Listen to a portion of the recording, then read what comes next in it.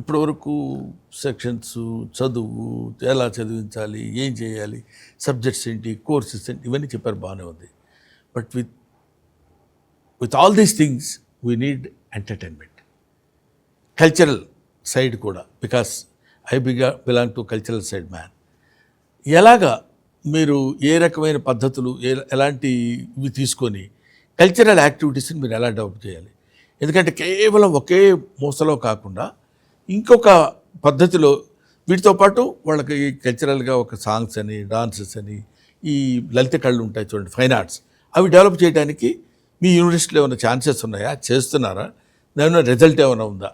I want that information. Sir, మన culture, మన tradition మాత్రం ఎక్కడ మిస్ చేయకుండా, ఈవెన్ సంక్రాంతి టైంలో కూడా సంక్రాంతి బొమ్మల దగ్గర నుంచి మనం యూనివర్సిటీ క్యాంపస్లో సంక్రాంతి సెలబ్రేట్ చేస్తాం, ఉగాది సెలబ్రేట్ చేస్తాం.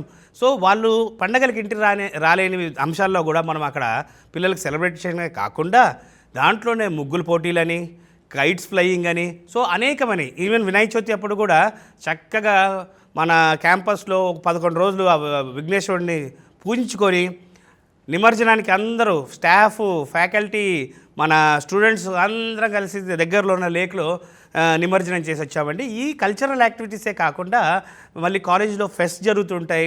అండ్ నేను చెప్పాను చూసారా, 22 స్పోర్ట్స్ క్లబ్స్ ఉన్నాయి మన దగ్గర.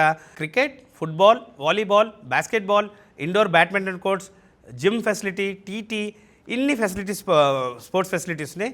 ఆల్మోస్ట్ ఒక 25 క్లబ్స్ ఉన్నాయండి మన దగ్గర. So all the things are included for the స్టూడెంట్స్కి. నాట్ ఓన్లీ ఎడ్యుకేషన్తో పాటు ఎంటర్టైన్మెంట్కి కూడా వాళ్ళకి రావాల్సిన ప్రతిదీ కూడా వీఆర్ పర్సనలీ టేకింగ్ కేర్ అండి.